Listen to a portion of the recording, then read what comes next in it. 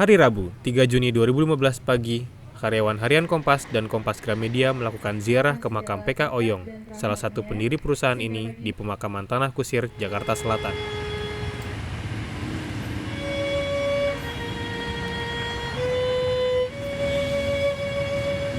Ziarah ke makam PK Oyong biasanya dilakukan setiap tanggal 28 Juni, bertepatan dengan hari ulang tahun harian Kompas. Namun pada tahun 2015 ini, ziarah dimajukan pada 3 Juni 2015. Hadir antara lain Harli Oyong, Irwan Utama dan Lilik Utama, Agung Adi Prasetya, Richard Bagun, dan para karyawan. Agung Adi Prasetyo mengungkapkan kembali nilai-nilai yang ditanamkan almarhum PK Oyong dan menjadi warisan berharga bagi Kompas Gramedia. Bahwa foundernya Kompas Gramedia itu mempunyai sikap yang semacam itu, bukan hanya dagang, bukan hanya bisnis, tapi juga menghargai stakeholdernya, karyawannya, dan sebagainya.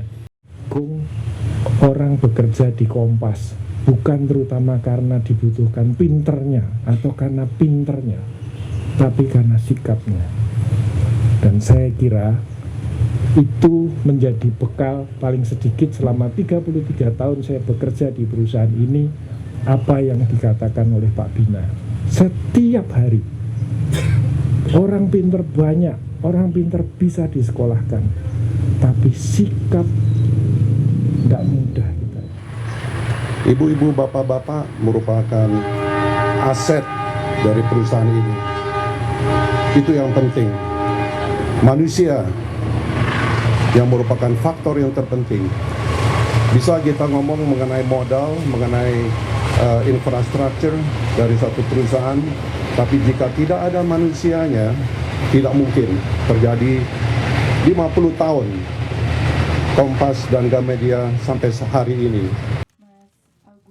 PK Oyong yang bernama asli Aoyong Pengkun lahir di Bukit Tinggi 25 Juli 1920 dan wafat di Jakarta pada 31 Mei 1980.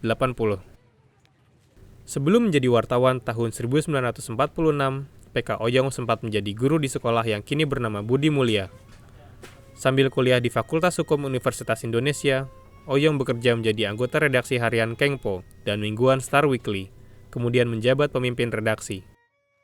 Tahun 1961, dua media itu ditutup pemerintah.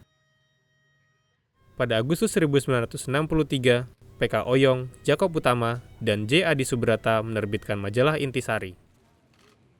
Pada 28 Juni 1965, PK Oyong dan Jakob Utama menerbitkan harian Kompas. Di bawah kepemimpinan PK Oyong dan Jakob Utama, harian Kompas tumbuh berkembang menjadi surat kabar nasional yang berpengaruh.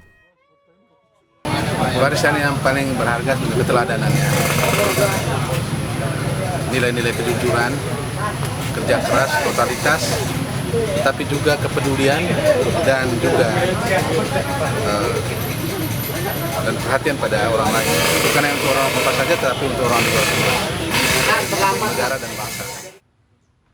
Selain mewarisi Kompas Gramedia, PK Oyong juga memberikan warisan visi, nilai-nilai, semangat, dan kultur perusahaan.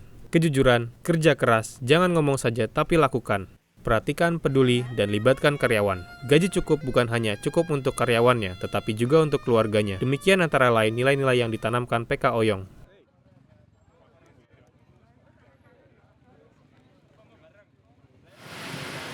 Buat saya, warisan paling berharga satu kejujuran, kedua disiplin, dan ketiga semangat.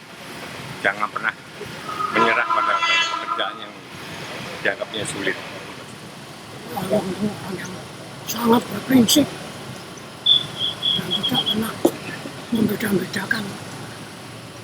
Yang prinsip yang tetap saya ingat adalah beliau itu mengutamakan kejujuran, bukan pendidikan. Pendidikan bisa ditempuh sambil berjalan, tapi kejujuran dan keteguhan kemauan bekerja. Orangnya sangat perfect, dokter, dan juga dia berpikir melebihi apa yang ada pada saat itu. Misalnya, dia baru mendirikan Kompas, ya. Dia tidak tahu Kompas nanti mau jadi apa. Dia sudah memikirkan nasib karyawan nanti setelah tua, yaitu mendirikan dana pensiun. Itu memang luar biasa, tidak ada orang yang seperti dia begitu mendirikan perusahaan lalu memikirkan pensiun itu. Saya kira pada zamannya itu tidak ada. Itu yang dirasakan bagi karyawan. Saya merasakan suatu bimbingan yang luar biasa, yaitu yang pertama dia tanamkan tentang masalah kedisiplinan, masalah waktu, dan kita memang tidak bisa semena-mena menggunakan waktu. Jadi disiplin itu adalah kuncinya. Yang kedua adalah hemat. Bagaimana cara mengeluarkan dana yang penting dan tidak penting. Itu yang ditekankan beliau. Dan yang ketiga, memang beliau itu keras. Dalam arti kalau kita menyimpang dari maksud dan tujuan kita bekerja, maka kita akan ditegur secara keras. Namun demikian, besoknya dia akan memanggil kita kembali untuk meminta maaf. PK Oyong juga menulis buku. Salah satu bukunya adalah kumpulan esai jurnalistik tentang berbagai masalah berjudul Kompasiana yang diterbitkan penerbit Gramedia Jakarta tahun 1981. Wartawan Harian Kompas, Adi Kusuma Putra, Amir Sodikin, dan Toto Wijayanto melaporkan.